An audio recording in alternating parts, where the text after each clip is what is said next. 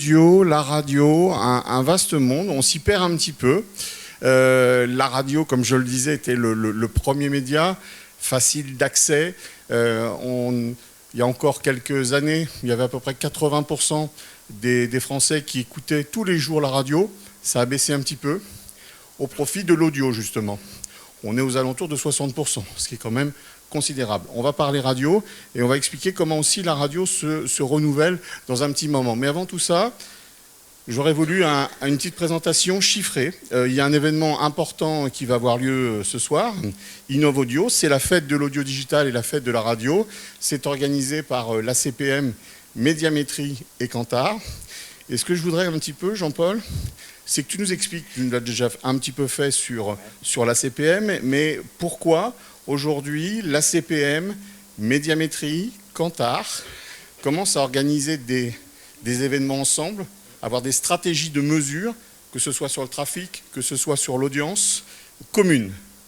Voilà. Alors effectivement, donc je ne vais pas déflorer le discours de ce soir parce que c'est un petit peu la teneur de InnovAudio, effectivement pour la 6e année, va essayer de défricher un petit peu les nouvelles tendances et les innovations autour de l'audio, puisque maintenant on parle de l'audio avec un grand A. Dans l'audio, effectivement, il y a la radio. J'ai envie de dire traditionnelle, même si je déteste ce mot-là, c'est celle qu'on écoute sur les ondes. Mais depuis de nombreuses années maintenant, pour vous donner un ordre d'idée, c'est la 10e année, c'est l'anniversaire, c'est les 10 ans de la certification du streaming à la CPM, c'est-à-dire où les premières radios diffusées en ligne, c'est-à-dire celles que vous pouvez écouter via votre téléphone, via votre box, via vos autoradios connectées, via vos plateformes de diffusion préférées. Donc en fait, tout ce qui est en plus de la diffusion classique hertzienne, ça fait 10 ans qu'on contrôle le nombre d'écoutes et la durée des écoutes. Et ça, aujourd'hui, et ça fait 10 ans que ça dure, c'est en très très forte progression. On est à peu près dans une proportion de 20% d'écoute digitale. Hein. Ouais, c'est ça. Alors ça, c'est effectivement Médiamétrie qui fait des études beaucoup plus globales sur le principe d'une étude, je crois, qui s'appelle Global Audio, qui permet d'avoir sur un panel représentatif de Français les différentes modes d'écoute. Effectivement, nous, pour vous donner un ordre d'idée, mais c'est vrai que c'est très difficile à se figurer, c'est 240 millions d'écoutes chaque mois qui sont faites. C'est en progression de plus de 25% d'une année sur l'autre, donc c'est en très forte progression. Et là, on parle bien de l'écoute du streaming, c'est-à-dire d'un flux où vous n'influez pas sur le contenu, c'est pas vous qui choisissez, c'est un contenu qui est poussé par un éditeur ou par une radio. Pour vous donner un ordre d'idée, alors chacun y va de son chiffre, mais les radios traditionnelles, je sais pas, on peut dire 200, 300, 400 radios traditionnelles, après tout dépend de ce qu'on en compte. Aujourd'hui à la CPM, on contrôle chaque mois et chaque jour les chiffres de 1400 radios, plus de 1400 radios. Pourquoi ? Parce que dans les radios, il y a les radios que vous pouvez écouter effectivement sur les ondes classiques. Donc voilà, il y a des très belles marques ici et chacun a sa propre radio que vous écoutez dans votre voiture, sur votre poste classique. Et le digital a permis de décliner quasiment à l'infini les contenus et les radios. C'est ce qu'on appelle les web radios ou les radios digitales. C'est-à-dire que il y a la radio, il y a France Inter, il y a Radio Nova, il y a voilà, il y a RMC que vous pouvez écouter aussi bien sur la radio traditionnelle que en ligne sur votre téléphone. Et puis après, donc ça c'est la radio, ce qu'on appelle simulcast. Voilà, c'est pas très beau, mais c'est la radio. Et après, ces grandes marques de radio ont décliné quasiment sans contrainte, là où il y avait beaucoup de contraintes. Et je sais que vous êtes des experts. Il y a beaucoup de contraintes de créer sa radio. Encore aujourd'hui sur le traditionnel, sur le hertzien. En revanche, sur le digital, on sait que c'est beaucoup, beaucoup plus simple. Et alors, ce qui est intéressant, c'est qu'il y a des nouveaux acteurs, justement, qui sont arrivés. Je pense à Public Santé, par exemple. Par exemple, il y a de nombreux acteurs qui se sont créés. Voilà, si on dit qu'il y a 400 radios à peu près sur le monde classique, on va dire, et qu'on en contrôle 1400, on peut faire un tout petit ratio, mais déjà, on voit que c'est beaucoup plus important. Et c'est effectivement ce qu'on appelle des web radios, puisque soit on peut décliner des marques existantes. Donc, je dis n'importe quoi, j'ai l'habitude de prendre l'exemple de Energy Justin Bieber, c'est-à-dire que vous allez écouter Justin Bieber toute la journée. Bon, faut aimer, après chacun son truc. Mais Mais donc ça, c'est une déclinaison, mais aussi il y a des créations. Et on en reviendra pour les podcasts, mais en fait, le format audio, qu'il soit en streaming live ou en replay, ou enfin, c'est-à-dire un format qui est consommé à la demande, en fait, ça a laissé libre cours à la création quasiment sans fin et avec une offre pléthorique. Effectivement, des acteurs qui sont créés avec des services qui n'auraient pas été quasiment possibles sur la radio traditionnelle. Public Santé, c'est effectivement des courts messages à destination du monde médical, mais aussi des patients un petit peu très concernés par les problèmes de santé. Et vous allez avoir sur 4 minutes, sur une maladie, je vais vous éviter les détails, mais sur une maladie ou sur une posologie ou des choses comme ça. Vous avez effectivement des radios sur les autoroutes, vous avez des radios sur des marques bien précises, vous avez des radios sur des contenus très précis. Effectivement, là où l'on voit des écarts par rapport à une radio classique, où on va l'écouter pendant de longs moments et le laisser effectivement en écoute, j'ai envie de dire passive, là c'est des écoutes qui sont beaucoup plus courtes. Et hyper ciblées. Et hyper ciblé forcément quand voilà, on parle de médical, enfin de tout ce qui est professionnel, forcément on est sur du super ciblé, sur, je sais pas moi, on peut imaginer, je les connais pas toutes, hein, les 1400 bien sûr, mais bien évidemment une radio que sur Mozart, une radio que sur du contenu, je sais pas, les sports d'hiver, ça arrive, enfin voilà, on peut tout imaginer où il va y avoir une curation, une compilation de contenus qui vont être destinés à ça. Et donc, effectivement, bon, à part si vous êtes un très grand passionné, vous n'allez pas écouter ça pendant 2h30. Vous allez l'écouter sur une courte période. Alors voilà justement un beau panorama pour le linéaire. Donc la radio en continu, qu'elle soit hertzienne ou digitale. Exactement. Et puis est arrivé ce fameux podcast qu'on doit à Apple à la base. Exactement. J'ai plus les chiffres, mais c'est début 2000. À l'époque, on a des iPods. Les iPods ne sont pas connectés, sauf que quand vous trouvez une borne Wi-Fi, effectivement, vous pouvez aller télécharger des contenus. Et après, vous pouvez vous déconnecter et partir un peu en balade pour écouter vos contenus quand vous le voudrez.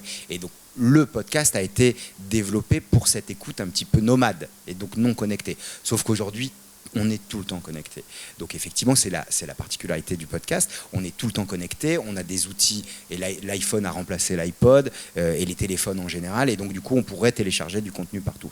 En revanche, le podcast, il a un format, mais ça, il y a des grands spécialistes à qui je laisserai la parole, a un format qui est différent. On a une expérience qui est différente que de l'écoute en ligne, que de la consommation un peu temps réel, on va dire. C'est autre chose, mais ça, c'est pas à moi, c'est les éditeurs et les studios qui en parleront le mieux. Et donc, on pourrait, si on schématise un petit peu pour donner la big picture de l'audio et en fait de cette transformation digitale, où j'ai envie de dire de cette diversification digitale, parce que c'est ça, hein, c'est-à-dire que les radios existent toujours. Effectivement, il y a une petite décroissance, mais j'ai envie de dire malheureusement, comme sur tous les médias traditionnels, hein, on mesure la presse, on le voit bien aussi. En fait, c'est plutôt un élargissement du périmètre, puisqu'aujourd'hui, on touche plein de gens, encore plus de gens qu'avant, parce qu'avant, il y avait des gens qui avaient pas de poste de radio, maintenant ils ont tous un téléphone, donc finalement on élargit l'audience, mais c'est des grosses transitions, c'est des grosses transformations, et l'enjeu c'est la valeur, mais ça c'est peut-être un autre moment qu'on parlera de ça, mais tout ça pour vous dire que logiquement, comme sur la télé, comme sur la presse, eh bien l'audio, finalement la radio, a créé son format on-demand de replay finalement, c'est-à-dire un format que je peux écouter à un autre moment. La télé, ça fait quelque temps qu'effectivement on a la possibilité de voir le replay d'une émission. Eh bien au début, le podcast, ça a servi à ça. Il y a de très bons, et forcément le podcast de replay c'est massif, c'est les gros barnums, les gros programmes qui effectivement sont très écoutés. En revanche, ça a donné lieu à une formidable créativité de contenu, de nouveaux podcasts, de nouveaux studios qui ont apporté une offre pléthorique qui s'adapte effectivement à chaque demande de marque, d'utilisateurs, de consommateurs, et c'est ça qui est génial puisqu'il y a moins de contraintes. Du coup, en fait, on a le live finalement d'un côté, qu'on l'écoute sur le digital ou sur le hertzien, et puis on a le replay qui est beaucoup et de plus en plus consommé sur le téléphone. Et voire même le natif aussi, dans certains cas. Et le natif, finalement, c'est juste le format replay qui a été utilisé justement pour proposer d'autres choses. C'est que ça serait quand même dommage d'avoir cette diversification digitale et toute cette possibilité du digital pour pas créer des nouveaux contenus. Ça serait dommage. Et donc, c'est ce qu'ont très bien fait les studios de podcast natifs. Donc, si je synthétise en une phrase, on a donné plus de choix aux auditeurs. Exactement. Et la première marque qui s'est réinventée autrement, qui s'est même développée grâce au digital, c'est Radio Classique. On va laisser la directrice générale adjointe en parler, Prune. Radio Classique, à la base, c'était une radio qui avait peu de fréquences FM. La FM est saturée.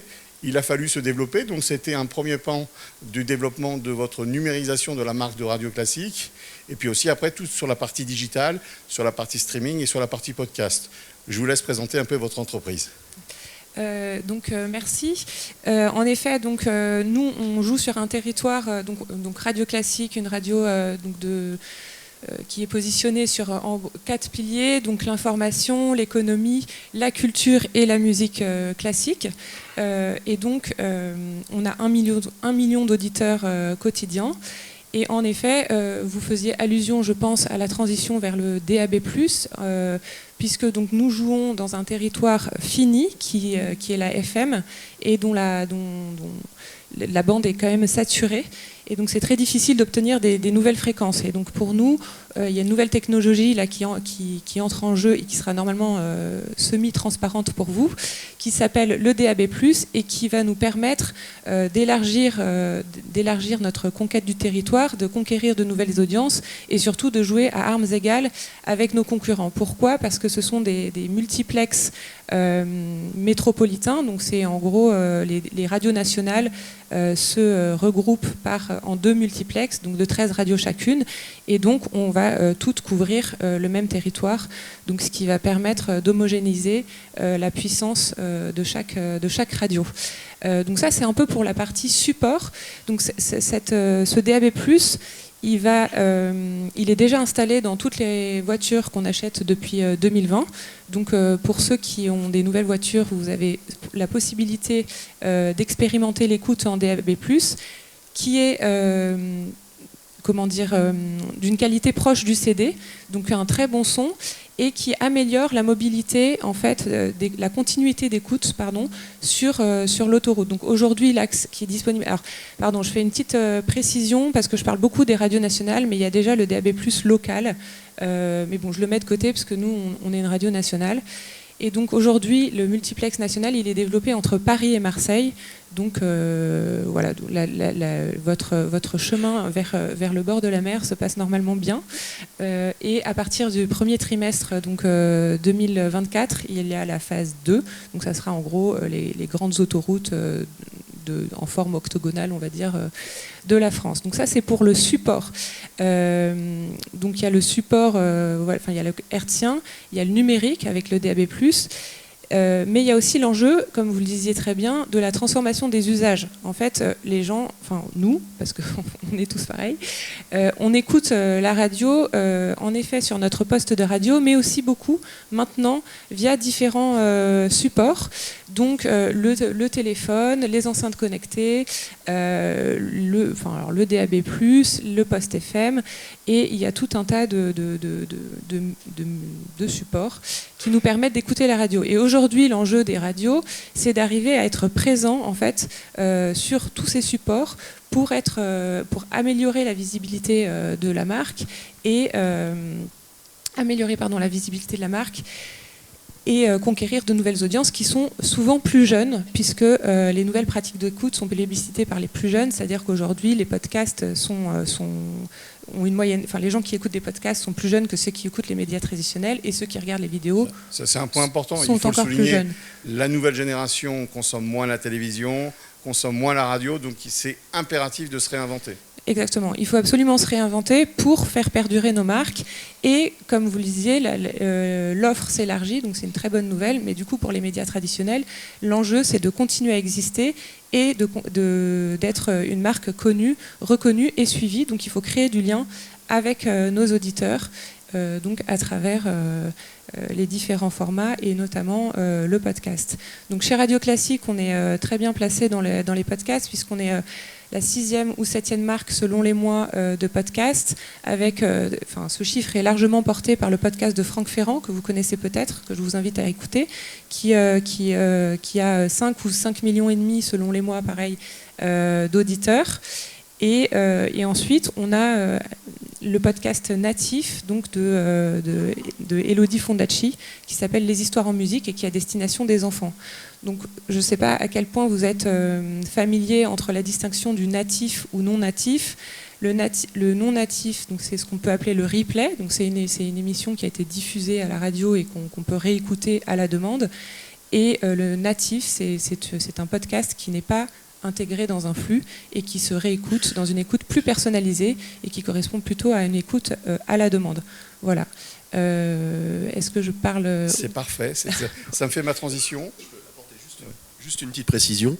Est en train d'arriver en France un phénomène qui était plutôt américain jusqu'à présent, c'est-à-dire qu'effectivement le natif n'était pas et n'avait pas vocation à être une émission de radio, à la différence des États-Unis, où les producteurs de podcasts, les podcasteurs sont diffusés par des radios, parce qu'aux États-Unis sont essentiellement des radios locales, et en France c'est France Inter qui a ouvert la voie avec ça, en diffusant sur sa grille d'été les podcasts historiques de Philippe Collin.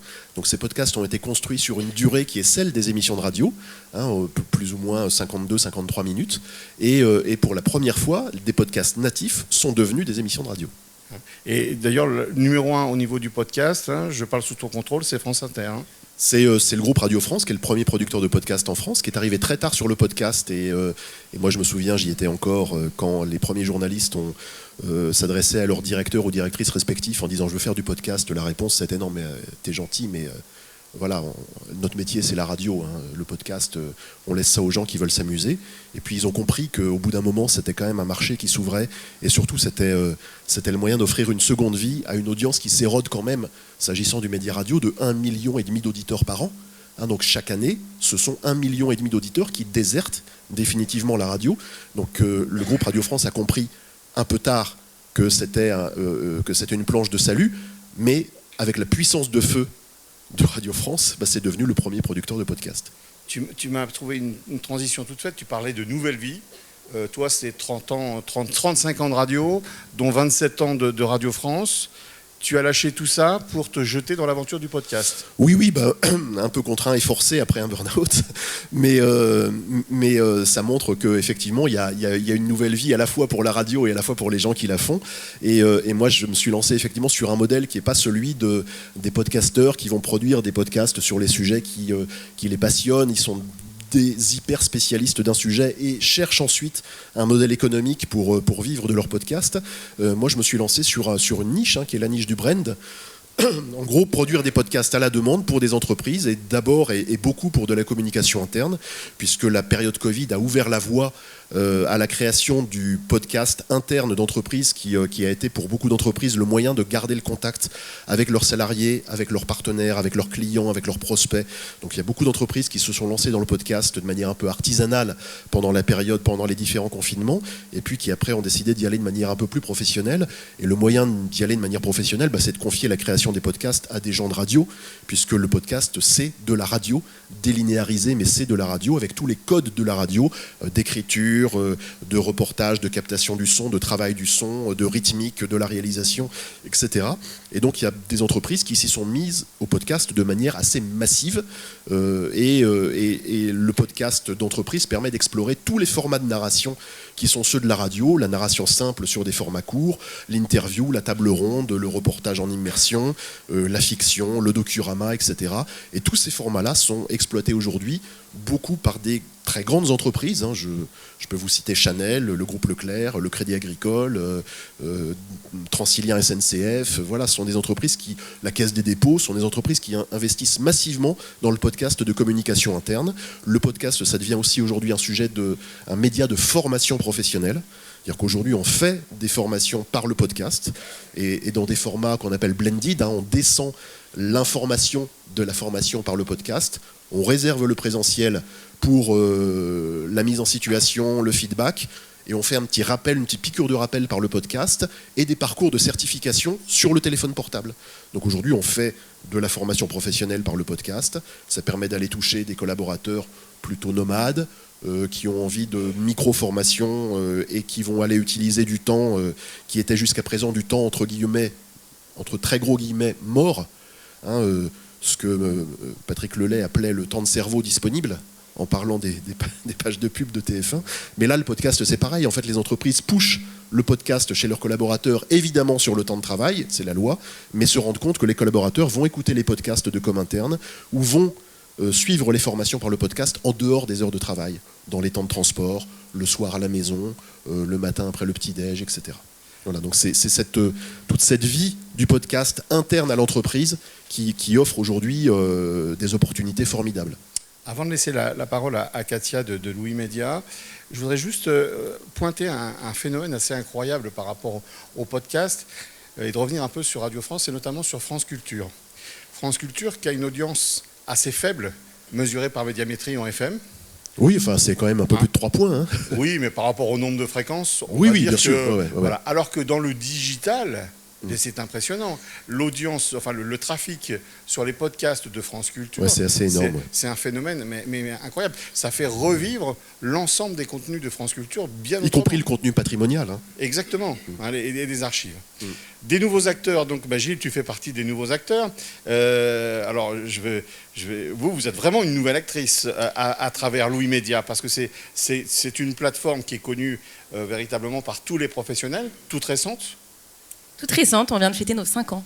5 ans, donc... Je me disais en écoutant tout le monde qu'il s'en était passé des choses en 5 ans sur ce marché, c'est assez fantastique. Ouais. Et alors vous, c'est pareil, en 5 ans, quel parcours, avec en plus déjà des mouvements capitalistiques. Je sais que ce n'est pas ça que vous vouliez évoquer particulièrement, mais ils ont intéressé quand même Louis Média, des gens comme CMI Média. Tout à fait. Et alors, pour commencer, je voudrais revenir sur tout ce qui a été dit. On a beaucoup parlé de radio et du fait que le podcast peut être une évolution de ce marché-là. Mais une des spécificités qu'on a chez Louis Média, c'est que nous, on est 3 associés, on est toutes les 3 issus de la presse. Et donc, je veux dire que le podcast, c'est de la radio, mais c'est aussi de la presse. Et une des spécificités qu'on a, nous, chez Louis Média, c'est qu'on est arrivé avec un savoir-faire. Mes associés sont journalistes de formation. Elles ont fait toute leur carrière dans des médias presse et digital, presse, et elles ont vu ce marché du podcast natif qui se crée comme une opportunité de raconter des choses, d'aller peut-être un petit peu plus loin.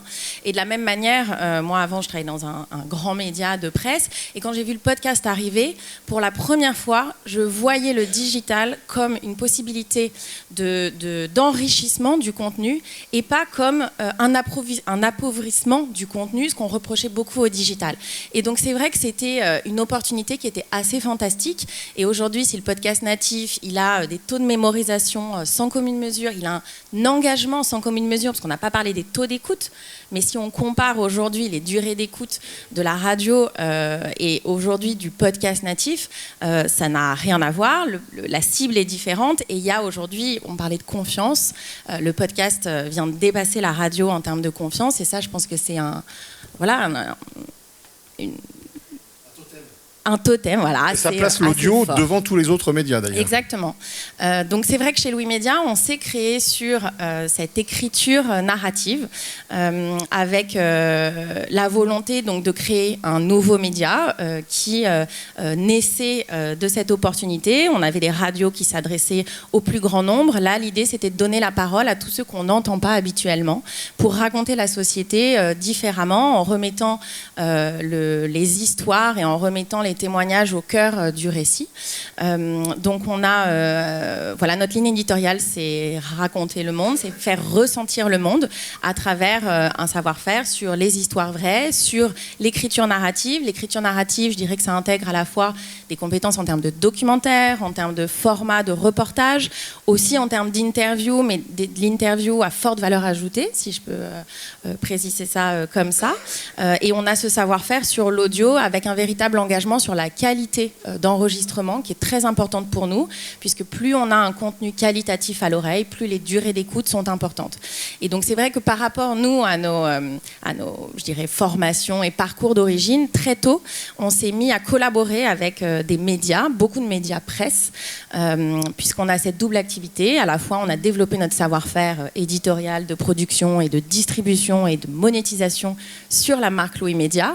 On a une agence qui s'appelle Louis Créative, Livre, c'est la même équipe qui met tout son savoir-faire, éditorial, technique, de production, de diffusion, au service de nos partenaires. Et aujourd'hui, on collabore avec une vingtaine de titres de presse, de médias général, audiovisuels et radiophoniques.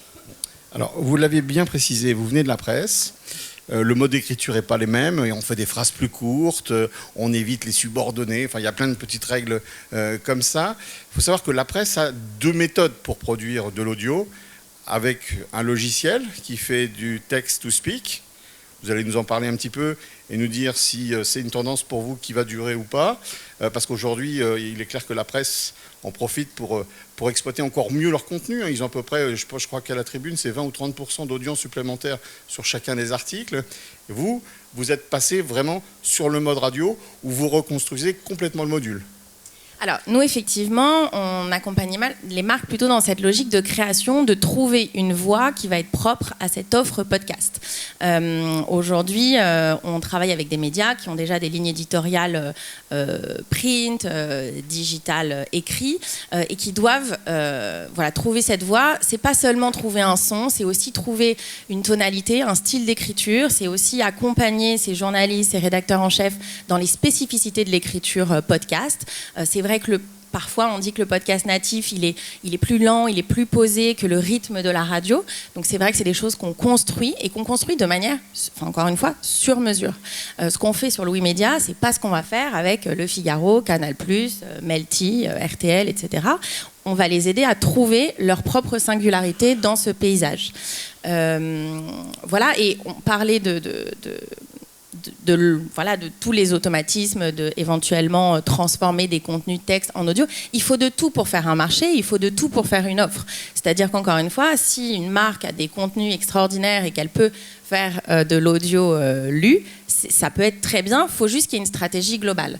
Et parfois, très souvent d'ailleurs, on est sollicité par des marques issues de l'audio qui veulent revaloriser aussi leur offre. C'est-à-dire qu'ils ont déjà une offre très importante en replay, ils ont une offre très importante sur de la génération automatique de contenu via des robots, mais ils n'ont pas trouvé cette voix, ils n'ont pas trouvé cette singularité. Et donc quand on va s'adresser, notamment je pense aux annonceurs, et qu'on va essayer d'expliquer qui on est dans ce paysage audio, il faut cette singularité. Parfois, il ne faut pas produire 10, 15, 20 contenus.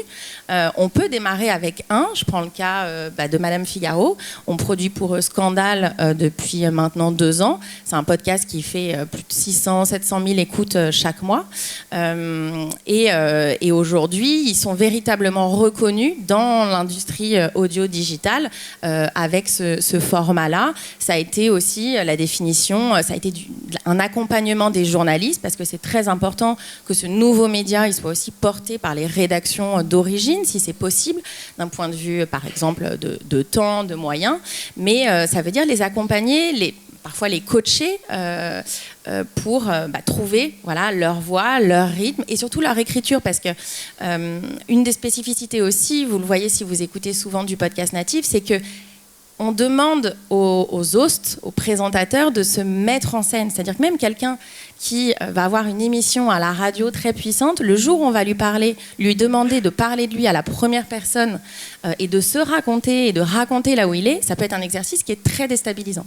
Donc nous, on va aller apporter cette petite couche de spécificité native et accompagner des médias, des institutions, des marques dans cette construction-là de leur singularité podcast. Dans une étude de Médiamétrie, au mois d'octobre, Médiamétrie annonçait 184 millions de podcasts français consommés, ce qui est absolument énorme.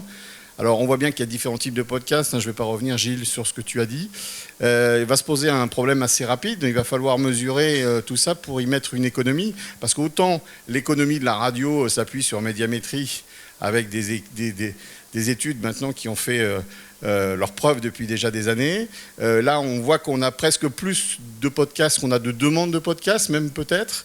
On en est où sur ce point-là, au niveau du trafic du podcast, de la mesure de podcast, sachant qu'il va regretter que Médiamétrie... Non, mais moi, je peux juste dire quelque chose. J'en ai marre qu'on dise qu'il n'y a pas de marché dans le podcast. Parce que vraiment, vous prenez le top 15 de la CPM, je peux vous dire que tout le monde est plein, quoi. Et ils gagnent bien leur vie. Et il y a des podcasts rentables, Mais etc. mon but, c'était Après, de vous faire réagir il y a aussi. une diversité de podcasts. Et voilà, il faut atteindre une certaine audience pour être aujourd'hui monétisé en termes de podcasts. On parle quand même d'un marché depuis 5 ans. Évidemment qu'il y a des hauts et des bas. On a eu le Covid, la guerre en Ukraine. Tout le monde a eu des hauts et des bas. Et c'est vrai qu'on parle quand même d'un marché, pour les acteurs natifs en tout cas, qui, contrairement à tous les autres acteurs médias et culturels français, se sont développés sans aucune aide des pouvoirs publics. Donc franchement, voilà. Alors il y en Katia, a je vais peu reformuler ma question. Le podcast a trouvé son économie, mais pour générer son économie, il faut générer une audience. Non mais Comment fait-on une audience avec des éléments délinéarisés comme cela? c'est pas pour moi alors. Moi je fabrique pas les audiences, je les mesure. Non mais effectivement le podcast c'est quasiment le dernier né. Donc on peut pas attendre d'avoir une structure d'un marché publicitaire de la presse qui a 250 ans, on va dire 100 ans au niveau de la publicité, ou la télé qui a 40 ans, etc. D'un nouveau format qui est en train d'exploser. Et puis c'est normal, c'est-à-dire que il est normal déjà, on va dire, d'atteindre des certains niveaux pour commencer à intéresser, ou en tout cas à passer le radar des annonceurs. C'est-à-dire qu'il faut que tout ça se mette en place. C'est d'ailleurs, on va dire, un petit peu la croix des éditeurs de contenu et des médias. C'est qu'au début, il y a pas une traversée du désert, mais il y a quand même de l'évangélisation forte, du don de soi, parce que au début c'est à fond perdu, c'est bien évident, mais comme beaucoup d'industries. Donc en revanche, pour venir sur la presse, et je pense que c'est ça qui fait l'intérêt du podcast, c'est-à-dire que sur le streaming radio, finalement, effectivement, il y a eu des créations, mais ça reste la radio, finalement, c'est le savoir-faire de la radio. Le podcast, pourquoi la CPM, ex-OJD 1923, donc la presse, on est vraiment dans la presse. Pourquoi la CPM s'est dit, tiens, il y a quelque chose à faire sur les podcasts? Parce que bien évidemment, et moi j'adore les images, c'était un peu le rêve de Gutenberg qui était possible là. C'est-à-dire que du jour au lendemain, en fait, l'écrit pouvait devenir audio. Et c'est ça la force du podcast. Et donc du coup, on a mis tout le monde autour de la table, et quand je dis tout le monde, c'est tout le monde. C'est-à-dire la presse, la télé, la radio et ce qu'on appelait les pure players, puisque je commence à être vieux, donc les pure players de l'époque, donc c'est-à-dire ces nouveaux acteurs qui sont créés du format.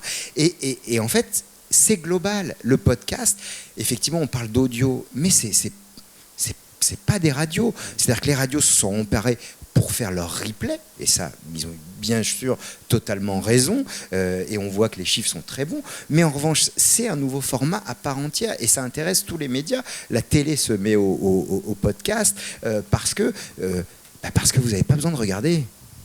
Et malgré tout, nos voitures ne conduisent pas encore, malgré ce qu'on nous vend depuis des années, ne conduisent pas encore tout seuls, et donc du coup, pour même écouter une émission, il ne faut pas la regarder, il faut l'écouter. Donc, juste pour la mesure d'audience, alors, Médiamétrie, j'y travaille pas, c'est nos partenaires, et j'aime beaucoup travailler avec eux, et je pense qu'on a encore plein de belles choses à faire, qu'on fait déjà, et on va encore faire plein de belles choses. En gros, Médiamétrie est le spécialiste et l'expert de la mesure d'audience, celle qui mesure la couverture, celle qui mesure le profil des auditeurs, etc. Aujourd'hui, la digitalisation des médias permet d'en mesurer la diffusion, c'est-à-dire la quantité réellement consommée en volumétrie. Et ça, c'est nouveau. La presse l'avait historiquement, puisqu'on avait la mesure de la diffusion, le nombre d'exemplaires et le nombre de lecteurs, puisque vous pouvez avoir plusieurs lecteurs derrière un exemplaire. Et c'est exactement pareil. Maintenant, la capacité des médias digitaux permet d'être encore mieux mesurée. Je pense que les mesures dont tu parlais, donc l'ancienne 126 000, IR maintenant, sont justement des mesures très abouties pour les médias, enfin les formats traditionnels de l'audio. Et je pense qu'aujourd'hui, il y a une révolution à faire. Il y a une révolution à faire chez les instituts de mesure, il y a une révolution à faire, et je crois que Médiamétrie a déjà commencé, il y a une révolution à faire chez les organisations de dénombrement et de contrôle, et peut-être conjointement d'ailleurs, en proposant des choses conjointes, parce que il est maintenant très compliqué de croire qu'avec une solution un peu traditionnelle, historique, on va résoudre la problématique qui est qu'aujourd'hui, chaque personne ici dans cette salle a une consommation distincte les uns des autres. Alors qu'avant, vous regardiez TF1 ou vous écoutiez, je vois Europe 1, RTL, Radio Classique, etc. Aujourd'hui, on a tous, parce qu'on peut l'écouter quand on veut, au moment où on veut, selon nos conditions, selon nos vies, etc. Et là où il y a encore 20 ans, c'est pas vieux, hein, où il y a encore 20 ans, finalement, on était tous assez formatés. Il y avait 6 chaînes, je thématise, 6 chaînes de télévision, une vingtaine de chaînes de radio nationales. Et donc, du coup, c'était assez facile grâce à une approche panel de déterminer la consommation globale. Aujourd'hui, c'est quasiment impossible. Et donc, du coup, il y a ce dont on parle, c'est l'hybridation, c'est-à-dire, en fait, finalement, utiliser des données de diffusion de quantité et des données d'audience et d'essayer de faire, d'avoir une vision la plus globale possible. Mais on comprend très nettement qu'aujourd'hui, il devient très compliqué de mesurer l'écoute de chacun des individus parce qu'elle est différente. Vous faites ce que vous voulez avec votre téléphone, vous téléchargez ce que vous voulez avec votre téléphone, vous êtes plus soumis à la zappette ou au bouton de réglage des fréquences. Vous faites ce que vous voulez et vous l'écoutez quand vous voulez puisque chaque média propose cette possibilité. Et donc la révolution, elle est à venir, ça en termes de mesures. Nous, on est un tout petit acteur dans cet écosystème, mais on sera ravis de fournir des données, la CPM en tout cas, des données dures, ce qu'on appelle les données de dénombrement, donc le squelette finalement de la donnée, parce que c'est là-dessus qu'il faudra articuler les mesures d'audience, savoir qui sont les gens derrière, combien ils sont derrière. Parce que sur un poste de radio, quand il est dans un restaurant, il peut y avoir plusieurs personnes derrière. Quand on est dans un foyer, il peut y avoir plusieurs personnes derrière, etc. C'est vrai que pour le podcast aujourd'hui, c'est moins le cas, et c'est toute cette spécificité, c'est-à-dire que le podcast a une expérience one-to-one avec son auditeur qui est certainement de loin la plus exclusive, parce que vos podcasts, dans la très grosse partie, vous l'écoutez sur votre téléphone et avec un casque. Voilà. Un petit mot pour Radio Classique au niveau de la commercialisation, puisque vous êtes de chaque côté, on va dire du côté du média traditionnel et du côté des nouveaux contenus. Au niveau de la commercialisation, c'est la même régie ou c'est des acteurs différents? Comment ça se passe? Oui, pour nous, la commercialisation se fait par les mêmes régies, enfin la même régie d'ailleurs sur la radio et sur l'audio. Moi, ce que je voudrais simplement dire, c'est que en fait, il y a en effet, le podcast, c'est une nouvelle façon d'écouter, mais c'est surtout une nouvelle façon,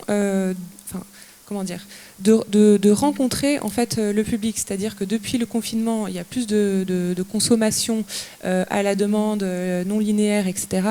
Donc c'est bien d'explorer ces nouvelles habitudes, de les rencontrer, puisque nous, ce qu'on souhaite en tant que média radio, et aussi je parle au nom de la presse, puisque c'est aussi la démarche des Échos et du Parisien, et ça rejoint ce que tu disais, Katia. En fait, je pense que pour construire des audiences, il faut incarner sa ligne éditoriale, sa marque, être en cohérence avec la marque qu'on a toujours proposée, et vraiment singulariser, c'est une démarche de renforcer ses points forts pour aller rencontrer donc les auditeurs qui nous consomment déjà et ceux qui nous connaissent pas mais qui vont se reconnaître dans le discours porté par chaque marque.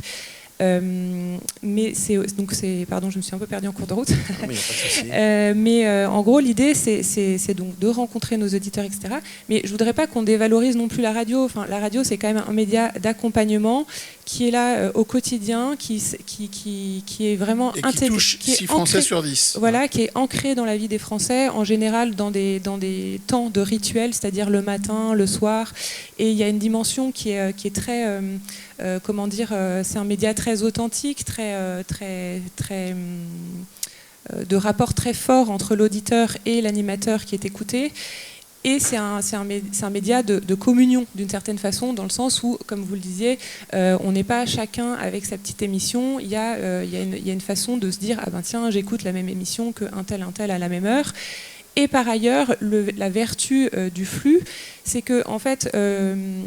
alors c'est super, moi j'aime beaucoup en effet aller consommer ce qui m'intéresse, etc. Mais il faut faire attention, quand on consomme que ce qui nous intéresse, on s'inscrit aussi dans un espèce de couloir. Et la radio, avec sa proposition, sa ligne éditoriale, même si elle est spécifique, par exemple chez Radio Classique, c'est quand même beaucoup de la musique classique, vous n'allez pas découvrir du rock quoique parfois avec Bande à part le dimanche après-midi, on peut se poser la question. En tout cas, ce qui est sûr, c'est que les propositions et les choix éditoriaux qui sont faits permettent à l'auditeur d'aller découvrir telle ou telle musique ou thème ou support ou information ou culture, livre, etc. Et ça, c'est vraiment une richesse. Et je pense qu'il y a plutôt une logique de complémentarité plutôt que d'opposition entre ces deux médias. Et c'est ce que je voulais dire. Je vous remercie. Il y a un cinquième intervenant qui est arrivé un petit peu en retard. On va lui donner la parole. Et justement, lui aussi, il vient compléter cette offre audio. Il va nous expliquer un petit peu ce qu'il fait. Avance un peu, François. C'est la presse au futur. C'est le rendez-vous de la presse. Et il y a un exposant ici qui s'appelle Via Life, que tu représentes, qui a comme pour métier de distribuer la presse. Et depuis quelque temps, tu distribues la presse sous forme audio. Exactement. Alors déjà, je suis ravi d'être parmi vous. Désolé à cause d'un colis abandonné. Donc désolé de ne pas pu être présent à l'heure. Oui, en effet, Via Life est le partenaire des éditeurs sur toute la partie commercialisation de vente d'abonnements. Et en parallèle, avec son entité Via Life Digital, en effet, on s'est posé la question de cette consommation de la presse et notamment en audio. Et donc aujourd'hui, on est en capacité d'aller transformer en audio tout type de contenu d'un magazine, de le transporter, en fait, de le transposer dans des liseuses qu'on a pu développer à la fois sur desktop et les applications. Mais l'enjeu, en fait, c'est de laisser en effet cet audio bloqué dans les applications, mais d'aller là où la presse papier ne peut pas aller, donc dans les voitures connectées, par exemple. Et donc, en effet, on est parti du principe, et là ça va être un peu le contre-pied par rapport à la radio. On est parti du principe que l'abonné en fait à un magazine qui s'abonne en fait parce qu'il a une passion, un centre d'intérêt, une envie, doit pouvoir consommer sa passion, en tout cas écouter les contenus liés à sa passion n'importe où il peut se trouver, et notamment dans sa voiture. Donc aujourd'hui, on est en mesure en fait d'aller porter cet audio dans les voitures connectées, que ce soit du CarPlay ou du Android Auto, et donc permettre à un abonné sur son poste de radio, sur son poste en fait dans sa voiture, d'écouter ses contenus. Donc là, on est sur des solutions automatisées. On en parlait un tout petit peu avant que tu arrives. On est sur des logiciels type Microsoft, Text-to-Speak, avec les imperfections qu'il peut y avoir, avec le fait que parfois, dans la presse écrite, on a des phrases longues, ça peut être un peu compliqué. On risque de se perdre un peu là-dessus. Pour autant, comme on le disait sur les articles, notamment de la Tribune, les chiffres sont là, c'est imparable. Oui, en fait, aujourd'hui, en effet, il y a quelques imperfections, mais qu'on tend à corriger. L'objectif, en fait, de cet audio, c'est de tendre le plus possible vers la voix naturelle. Donc, on va aller travailler les ponctuations, les intonations, les débits des voix, aller jusqu'à, en fait, utiliser une voix qui correspond au genre de l'auteur, une voix homme, une voix femme, ou des interviews si c'est femme-homme, d'avoir, en fait, de retrouver ce mode d'interview de telle sorte que ce soit plus agréable. Et puis... en effet, autant le journaliste en fait, qui écrivait pour la presse écrite a dû s'adapter à écrire en fait, pour le digital, en fait, on pense qu'aujourd'hui, le journaliste va devoir aussi s'adapter à un écrit généré en audio et agréable à l'écoute. Donc avec typiquement des phrases peut-être plus courtes.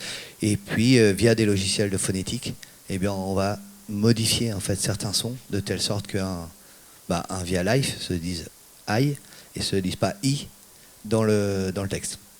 Donc voilà, donc en fait, c'est ces dictionnaires en fait, de noms propres et de noms communs qui permettent d'aller retrouver des noms qui seraient prononcés comme si en fait, on les prononçait de façon naturelle. Je voudrais revenir à vous, Katia. Vous êtes devenu en l'espace de 5 ans un des plus gros producteurs de podcasts en France, on n'a pas peur de le dire. Comment se fait le référencement des podcasts? Parce qu'au début, il n'y a pas de marque, il n'y a pas de contenu. Comment ça marche? Alors, c'est plus pareil aujourd'hui que ça l'était il y a 5 ans. C'est vrai qu'il y a 5 ans, il y avait moins d'offres.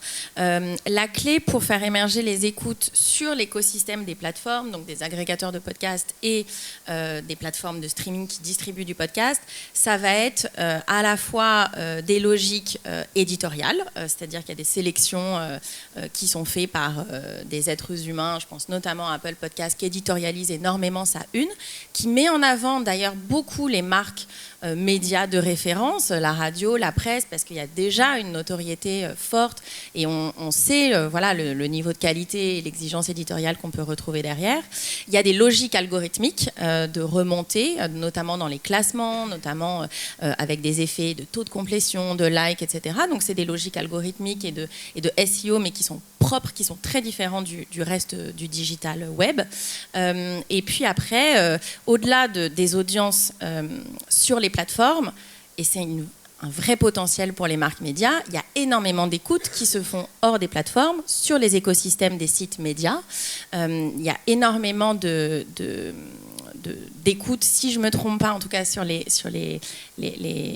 nos clients médias, aujourd'hui, à peu près, en moyenne, c'est 50-50. 50% des écoutes se font sur l'écosystème de la marque média, sur les applications, sur les sites, à partir des newsletters, des réseaux sociaux, etc. Et 50% sur les plateformes de podcast. Ça peut être variable en fonction de est-ce que c'est un nouveau podcast, on va plutôt être sur peut-être du 80-20, ou si c'est un podcast étalé avec beaucoup d'abonnements sur les plateformes. Sur les plateformes, il y a une logique d'abonnement qui est très intéressante, qui va vous permettre en fait de fidéliser les auditeurs qui auront apprécié votre contenu. C'est vrai qu'il y a des logiques marketing et de distribution qui sont pas les mêmes, donc c'est des choses qui sont spécifiques. C'est aussi pour ça que on collabore. Moi, je pense qu'on a tous beaucoup à s'apporter, voilà, en termes d'échange de savoir-faire. C'est pour ça que vous parliez tout à l'heure du groupe CMI qui a pris une participation chez nous il y a 1 an. On est un peu leur expert audio pour l'ensemble de leurs marques, pour les aider à audioiser notamment la marque Elle et voilà, toutes les autres très belles marques, version Femina, Télé 7 jours, etc., Marianne, etc., qu'ils ont au sein du groupe. On est leur expert aussi sur la commercialisation audio qui fonctionne différemment. Ça leur permet d'avoir la garantie que les contenus, par exemple de brand content ou les campagnes de sponsoring vont être faits par un acteur reconnu pour la qualité de ses productions. Et de la même manière, eux, ils ont énormément de choses à nous apporter pour développer notre audience. Aujourd'hui, nous, on est nés dans le podcast, donc on a une audience qui est 100% déjà naturelle, qui s'est créée par le bouche à oreille, qui s'est créée sur la viralisation des contenus. Il faut savoir que c'est toujours le premier levier aujourd'hui en termes de communication d'un podcast, c'est le bouche à oreille. Et d'ailleurs, je vois dans ton petit tableau, on a des documentaires qui sont sortis il y a 4 ans, qui continuent à faire 20-25 000 écoutes chaque mois, parce qu'en fait, les gens continuent de s'en parler, ça continue d'être des références journalistiques. Comme ou peut-être Une nuit qu'on a produit sur l'inceste. Et donc aujourd'hui, il y a énormément de synergie entre les groupes médias traditionnels et les nouveaux acteurs du podcast. Et on peut s'apprendre énormément de choses les uns les autres. Nous, on a intérêt d'aller toucher aussi des audiences en dehors du podcast, des gens qui ne sont pas encore sur les plateformes. Pourquoi pas pour les amener sur les plateformes ou pour écouter nos contenus sur tout un tas d'autres touchpoints comme des sites internet, des newsletters, etc. Et comme on fait beaucoup de contenu très narratif, on exporte aussi, nous, les contenus audio pour l'écrit. Donc on a aujourd'hui à date créé 5 livres qui ont plutôt bien fonctionné. On a une vraie proximité entre l'édition et le podcast et les contenus narratifs qu'on produit. On commence à adapter aussi certains de nos podcasts pour l'audiovisuel. Et puis demain, avec le groupe CMI qui se développe, avec Editis, on a encore tout un tas d'autres synergies à creuser et à développer. Quand vous travaillez vos podcasts sur les réseaux sociaux, on est un peu obligé de rajouter des images parce que les fichiers audio, c'est pas suffisant. Alors, nous, on aime beaucoup mettre en exergue les mots. Et donc, on revient encore une fois à l'écrit. Alors oui, l'image, ça peut faire sens, mais je peux vous assurer que nous, une grande partie des témoignages qu'on a, et qui sont des témoignages puissants, si on met leur visage en ligne, il n'y a plus le témoignage. Donc, on va les rendre visuels différemment. Déjà, moi, j'aime beaucoup dire que l'audio est un média très visuel.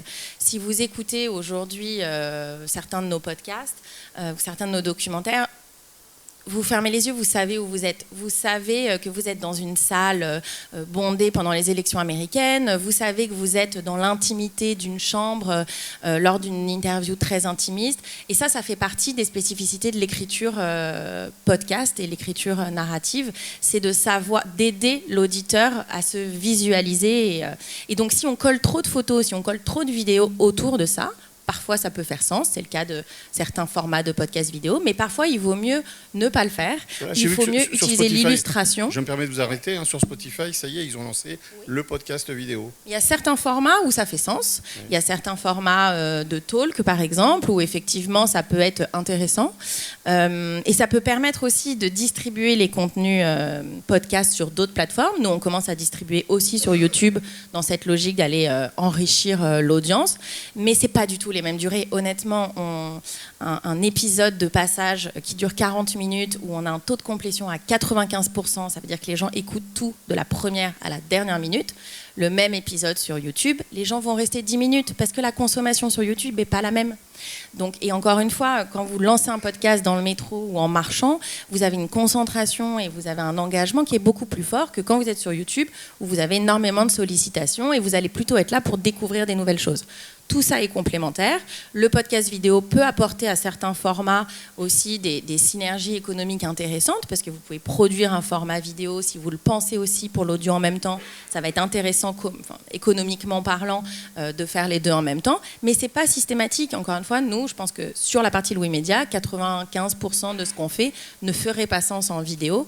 Et ce n'est pas l'objectif à tout prix de se développer. Il y a d'autres moyens de le faire. L'illustration pour diffuser des podcasts est un très bon moyen. L'utilisation des mots-clés, des citations, des quotes est aussi un très bon moyen d'exposer son contenu. Et les formats marchent autant sur les réseaux sociaux.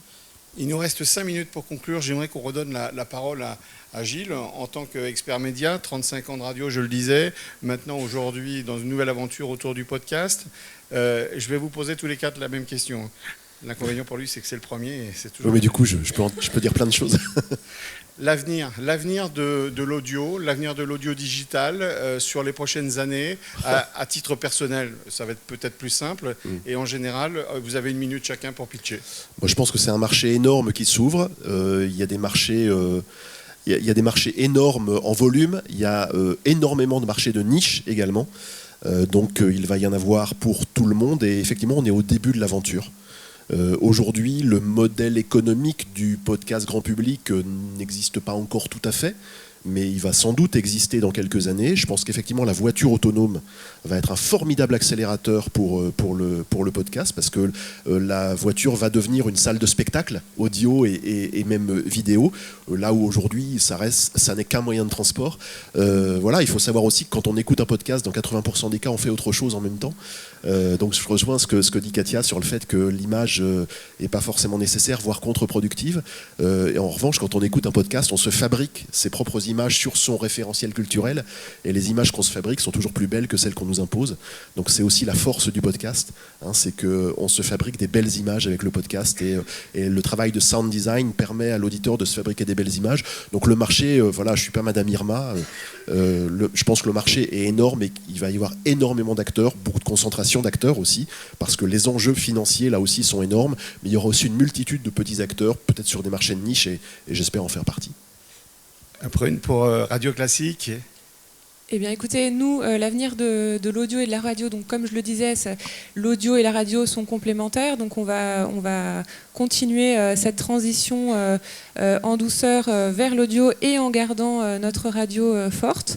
Donc, grâce, je l'évoquais tout à l'heure, de technologies, donc je pense que la radio et l'audio indoor, comme on dit, ça sera plutôt l'IP, et en effet avec tout ce qui est podcast et aussi la radio traditionnelle, et outdoor, donc ça sera plus donc dans les voitures, à l'extérieur, etc. Ça sera plus avec grâce au DAB+. Je pense que l'avenir de l'audio est devant lui, parce qu'en fait, comment dire. En fait, l'oral, c'est quand même une tradition qu'on a depuis assez longtemps. Enfin, donc il change de forme régulièrement, etc. Donc là, ça se diversifie, ça s'enrichit. Et donc, nous, on est prêts à relever le défi, puisqu'on aime nos auditeurs et on compte bien rester proche d'eux. Merci. Jean-Paul, l'avenir de la CPM et de l'audio. L'avenir de la CPM. Nous, alors je dirais, on surfe sur le phénomène, c'est-à-dire que la digitalisation des médias fait que tout est mesurable. Et au grand bonheur des annonceurs. La télé, la radio, il y a encore quelques années, n'était pas quantifiable. On faisait des panels, on faisait des statistiques pour estimer. Aujourd'hui, on est capable de le mesurer. Donc forcément, nous, en tant qu'experts du contrôle de ce qu'on appelle les logs de diffusion, les données de voix de retour, bah forcément, ça va enrichir toutes les mesures et donc tous les formats. Je crois que justement, comme je l'ai dit un petit peu, il y en a pour tous les goûts maintenant. Et en fait, c'est ça qui va être important, c'est que la radio existera, la télévision existera, la presse existera sous sa forme originelle, à savoir le papier, parce que c'est des moments très distincts, très définis dans le temps pour les utilisateurs. On ne peut pas imaginer effectivement regarder une Coupe du Monde en replay. Enfin, je veux dire, il y a des choses comme ça, il y a des grands moments, il y a des grands rendez-vous qui seront de toute façon sur ces médias traditionnels. En revanche, je crois qu'il y aura beaucoup d'offres. Et cette offre permettra effectivement de consommer plus à n'importe quel moment. Donc les voitures, c'est une possibilité, mais on peut tout imaginer. Je pense qu'il va simplement falloir, moi si j'avais un conseil, mais c'est toujours très facile quand on est hors du truc, c'est garder sa spécificité.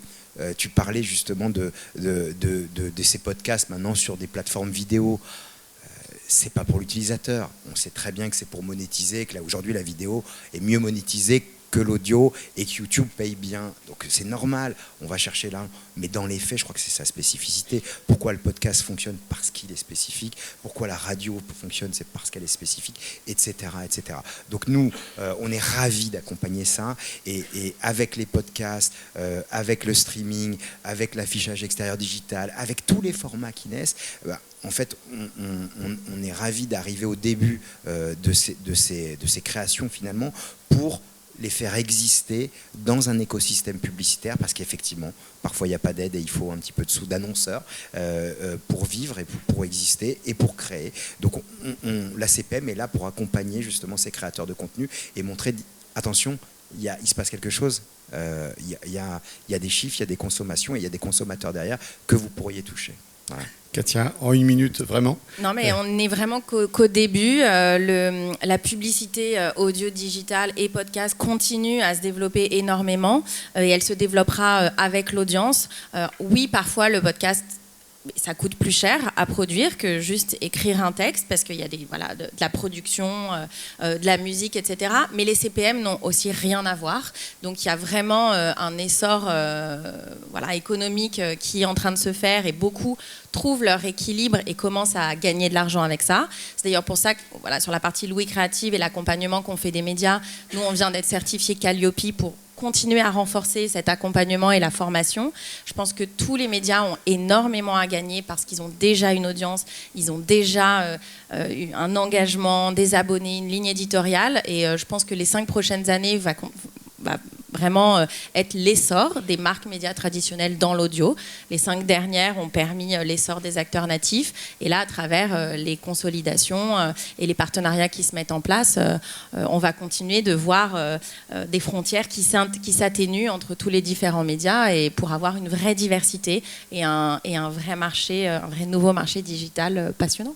Merci beaucoup. François, tu as déjà parlé du futur tout à l'heure, parce que tu nous as un petit peu expliqué la fin. Je voudrais juste, désolé François, présenter ce monsieur rapidement, puisqu'on parle beaucoup d'innovation, et il a un stand juste à côté où monsieur est un chercheur. À la base, rencontrez-le, vous allez voir, c'est déjà une simple rencontre, un phénomène. Et allez faire son expérimentation, juste en 1 minute, vraiment, tu nous parles de ton expérimentation. Bonjour, je suis Georges Chérita, société 3D Individual Audio System. Nous sommes une société d'études et de recherche et nous sommes justement dans l'esprit de ce salon, la prise du futur. Parce que le futur, il commence aujourd'hui et nous, on a pensé de reproduire tous les systèmes audio en son spatial 3D. Qu'est-ce que ça veut dire? Ça veut dire que par rapport avec la presse, vous transposez l'auditeur à l'intérieur du contenu que vous diffusez. Et en plus, je profite de cette occasion de vous informer que nous organisons une salle de spectacle, un spectacle avec une sonorisation en son 3D. Ça veut dire que n'importe où vous êtes placé dans la salle, chacun d'entre vous, il va avoir l'impression qu'il est assis sur la scène et on a la possibilité de vous chuchoter différemment à l'œil gauche, à l'oreille gauche et à l'oreille droite. Nous sommes dans l'air du temps parce que les États-Unis, de quelques mois, s'était ouvert un centre uniquement pour le son 3D dans lequel ils ont investi 100 millions de dollars. Je vous invite sur notre stand 55 et on vous fait des démonstrations de sensibilisation de qu'est-ce qu'il va être le futur. Et le futur, il est aujourd'hui. Merci. Merci, merci. Faites-le, vraiment, c'est bluffant. Merci à vous tous. Merci encore.